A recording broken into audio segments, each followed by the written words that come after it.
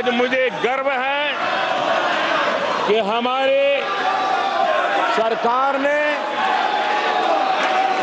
देश का सामान्य मानवी जो करप्शन के कारण पीड़ित है, देश को करप्शन ने दीमक की तरह खोखला कर दिया है। ऐसे में भ्रष्टाचार के प्रति हमारी जो जीरो टॉलरेंस नीति है, आज देश ने हमें उसके लिए आशीर्वाद दिया है।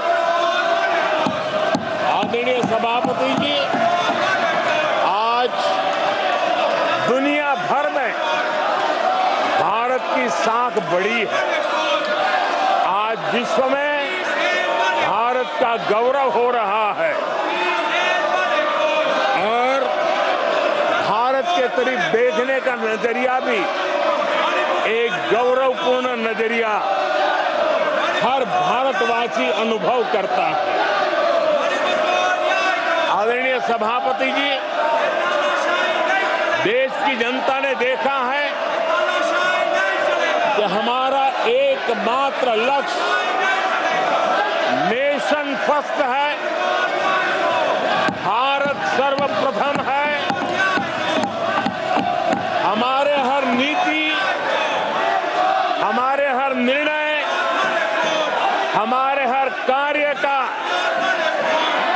एक ही तराजू रहा है कि भारत प्रथम, और भारत की इस प्रथम की भावना के साथ देश में जो आवश्यक रिफॉर्म थे, उस रिफॉर्म को भी हमने लगातार जारी रखा है।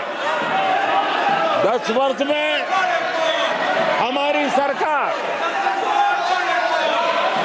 सबका साथ, सबका विकास, इस मंत्र को लेकर के लगातार देश के सभी लोगों का कल्याण करने का प्रयास करती रही है। आदरणीय सभापति जी, हम उस सिद्धांतों को समर्पित है जिसमें भारत के संविधान के स्पिरिट के अनुसार सर्वपंथ संभाव, उस विचार को सर्वोपरि रखते हुए हमने देश की सेवा करने का प्रयास किया। आदरणीय सभापति जी, इस देश ने लंबे अरसे तक तुष्टीकरण की राजनीति भी देखी। इस देश ने लंबे अरसे तक तुष्टीकरण का, गवर्नेंस का मॉडल भी देखा। देश ने पहली बार सेक्युलरिज्म का एक पूरा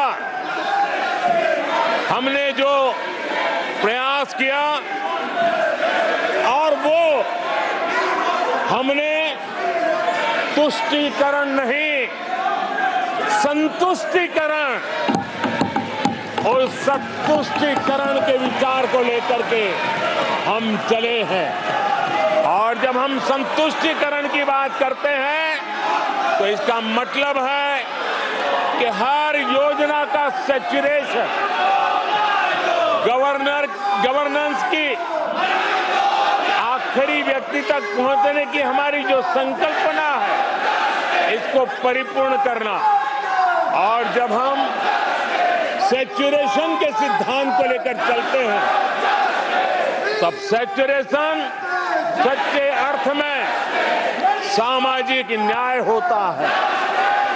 सैचुरेशन सच्चे अर्थ में सेक्युलरिज्म होता है, और उसी को देश की जनता ने हमें तीसरी बार बिठा करके मोहर लगा दी है। आदरणीय सभापति जी, अपीजमेंट ने इस देश को तबाह करके रखा है, और इसलिए हमने justice to all, appeasement to none, इस सिद्धांत को लेकर के हम चले हैं। आदरणीय सभापति जी, 10 साल के हमारे कार्य को देखने परखने के बाद भारत की जनता ने हमारा समर्थन किया है। आदरणीय सभापति जी, हमें फिर एक बार 140 करोड़ देशवासियों की सेवा करने का मौका मिला है। आदरणीय सभापति जी, इस चुनाव ने इस बात को सिद्ध किया है कि भारत की जनता कितनी परिपक्व है। भारत की जनता कितने विवेकपूर्ण रूप से और कितने उच्च आदर्शों को लेकर के अपने विवेक का सद्बुद्धि से उपयोग करती है, और उसी का नतीजा है कि आज तीसरी बार हम आपके सामने, देश की जनता के सामने नम्रता पूर्वक सेवा करने के लिए उपस्थित हुए हैं। आदरणीय सभापति जी, देश की जनता ने हमारी नीतियों को देखा है, हमारी नीयत, हमारी निष्ठा, उस पर देश की जनता ने भरोसा किया है। आदरणीय सभापति जी, इस चुनाव में हम जनता के बीच एक बड़े संकल्प के साथ देश की जनता के पास आशीर्वाद मांगने के लिए गए थे, और हमने आशीर्वाद मांगा था विकसित भारत के हमारे संकल्प के लिए।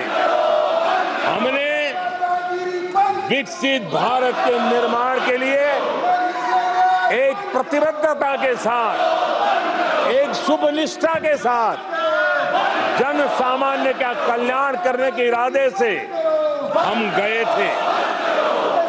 जनता ने विकसित भारत के संकल्प को 4 चांद लगा करके हमें फिर से एक बार विजयी बना करके देश की जनता की सेवा करने का मौका दिया है। आदरणीय सभापति जी, जब देश विकसित होता है तब कोटि कोटि जनों के सपने पूरे होते हैं।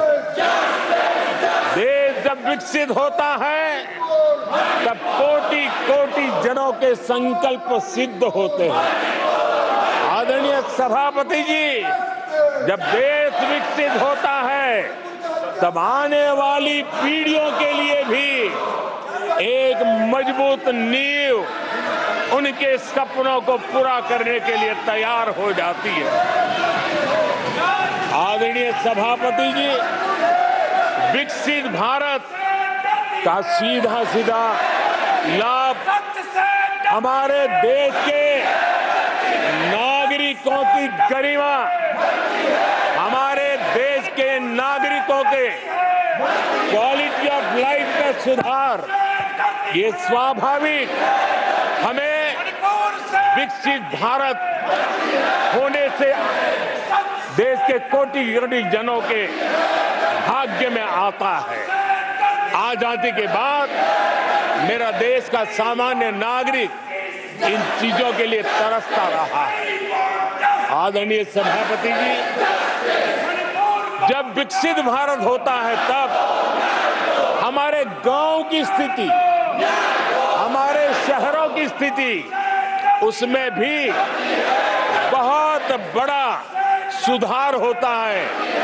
गांव के जीवन में गौरव भी होता है, गरिमा भी होती है और विकास के नए नए अवसर भी होते हैं। हमारे शहरों का विकास भी एक अवसर के रूप में विकसित भारत में उभरता है तब दुनिया की विकास यात्रा में भारत के शहर भी बराबरी करेंगे, ये हमारा सपना है। आदरणीय सभापति जी, विकसित भारत का मतलब होता है कोटि कोटि नागरिकों को कोटि कोटि अवसर उपलब्ध होते हैं, अनेक अनेक अवसर उपलब्ध होते हैं और वो अपने कौशल्य, अपनी क्षमता और संसाधनों के अनुसार विकास की नई सीमाओं को प्राप्त कर सकता है।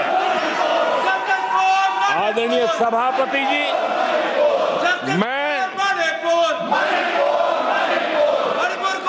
आदरणीय सभापति जी,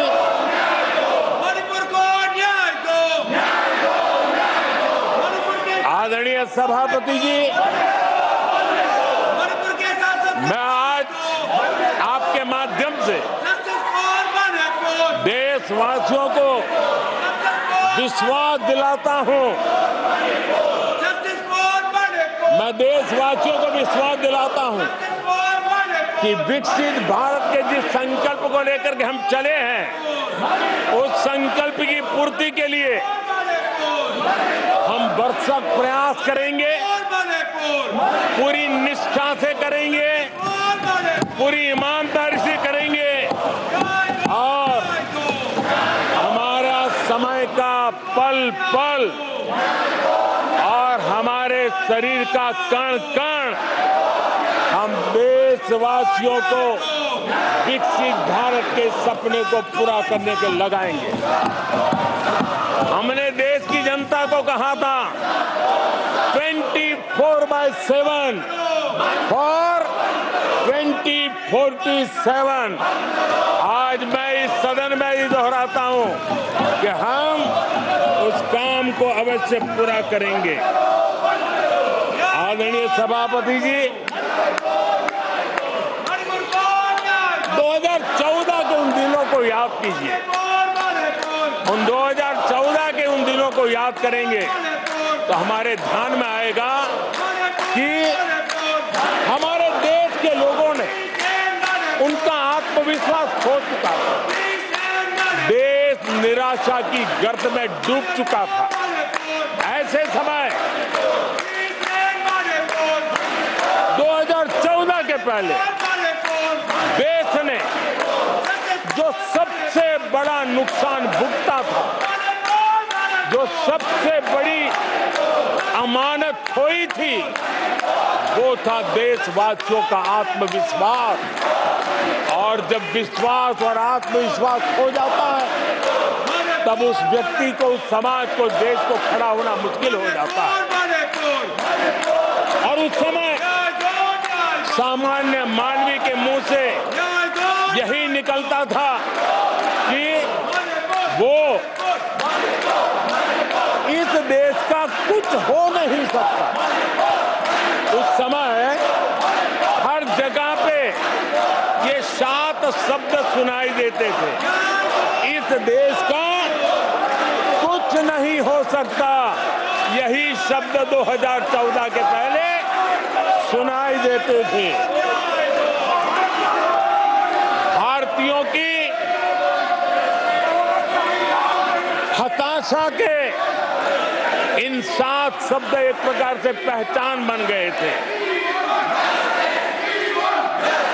उस समय आए दिन अखबार खोलते थे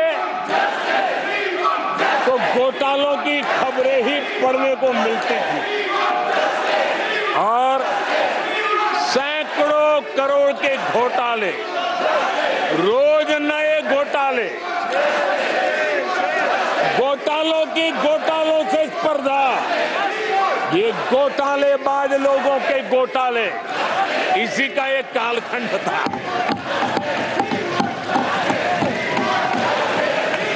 और बेशर्मी के साथ सार्वजनिक रूप से स्वीकार भी कर लिया जाता था कि दिल्ली से 1 रुपया निकलता है तो 15 पैसा पहुंचता है। 1 रुपये में 85 पैसे का घोटाला। इस घोटालों की दुनिया ने देश को निराशा की गर्त में डुबो दिया था। पॉलिसी पैरालिसिस था, फ्रेजाइल 5 में पहुंच चुके थे। भाई भतीजावाद इतना फैला हुआ था कि जिसके लिए सामान्य नौजवान तो आशा छोड़ चुका था कि अगर कोई सिफारिश करने वाला नहीं है तो जिंदगी अटक जाएगी। ये स्थिति पैदा हुई थी।